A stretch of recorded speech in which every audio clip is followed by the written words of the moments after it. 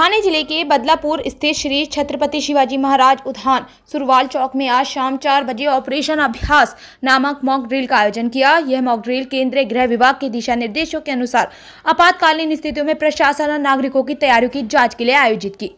इस mock drill का आयोजन बदलापुर के तहसीलदार अमित पुरी की पहल पर किया, जिसे जिला कलेक्ट्रेट एवं नागरिक सुरक्षा बल नियंत्रक अशोक सिंगरे, अतिरिक्त जिला कलेक्ट्रेट हरिश्चंद पाटिल, निवासी उप जिला कलेक्टर डॉक्टर संदीप माने तथा प्रांत अधिकारी विजयनाथ शर्मा के मार्गदर्शन में संपन्न किया। मॉक ड्रिल के दौरान की गई कार्यवाही बदलापुर और आसपास के क्षेत्रों में सायरन बजाकर चेतावनी दी। नागरिकों को हवाई हमले, बम हमले की सूचना दी गई। सभी नागरिकों को बिना घबराए सुरक्षित स्थानों पर पहुंचाने के निर्देश दिए। क्षेत्र में तलाशी अभियान, घायलों की मदद और प्राथमिक उपचार उपलब्ध कराने की कार्रवाई की गई। प्रशासन ने स्पष्ट किया कि यह मॉक ड्रिल केवल एक पूर्व नियोजित अभ्यास है और किसी प्रकार की वास्तविक आपदा नहीं घटी है। तहसीलदार अमित कुमार ने नागरिकों से अपील की है कि वे ड्रिल के दौरान घबराएं नहीं, अफवाहों पर ध्यान न दें, सेल्फी न लें तथा प्रशासन द्वारा दिए गए निर्देशों का पालन करें। उन्होंने बताया कि इस तरह के अभ्यासों का उद्देश्य केवल नागरिकों और सभी एजेंसियों को आपातकालीन परिस्थितियों के लिए तैयार करना है।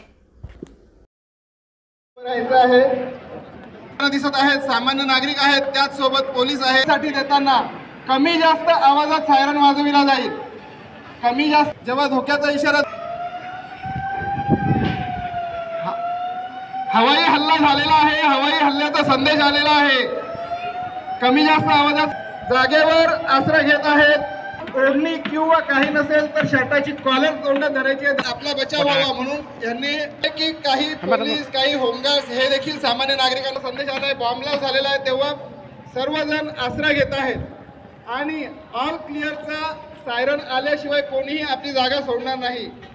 जेव्हा हवाई हल्ला परतला जाईल, जेव्हा प्रशासनाला खात्री होईल की आता पुन्हा हवाई हल्ला होणार नाही, विमानं परत गेलेली आहेत, तो सायरन दिल्यानंतर नागरिक संरक्षण कोणी आपली जागा सोडत नाहीये। आता हवाई हल्ला संपलेला आहे, शत्रूची विमानं परत गेली आहेत, त्यामुळे ऑल क्लिअरचा सायरन आलेला आहे। एकाच आवाजात कंटिन्यू आहे।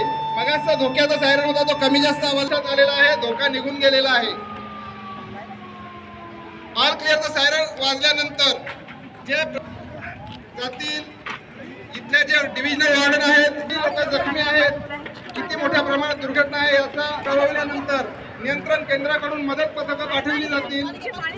जे जखमी आहेत त्यांना त्यांच्या जखमांनी पाठवलं जाईल।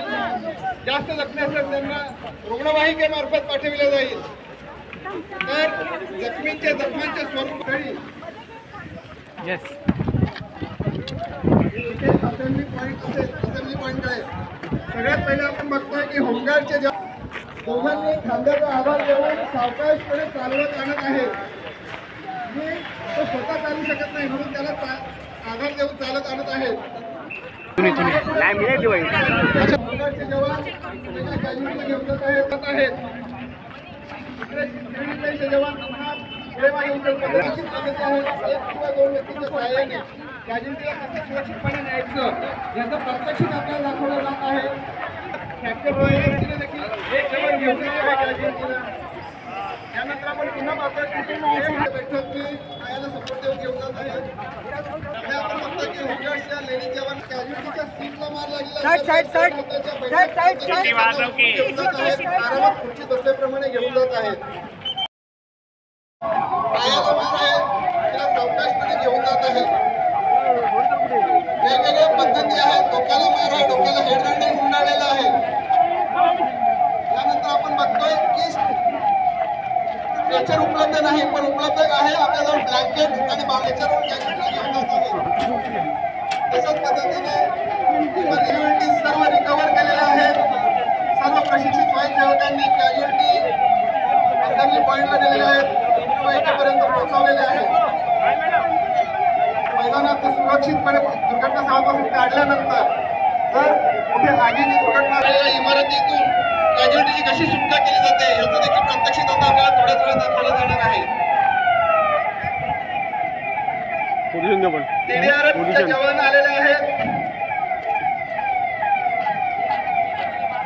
इमारतीमध्ये अडकलेल्या रुग्णांची सुटका करण्यासाठी TDRFचे जवान आलेले आहेत।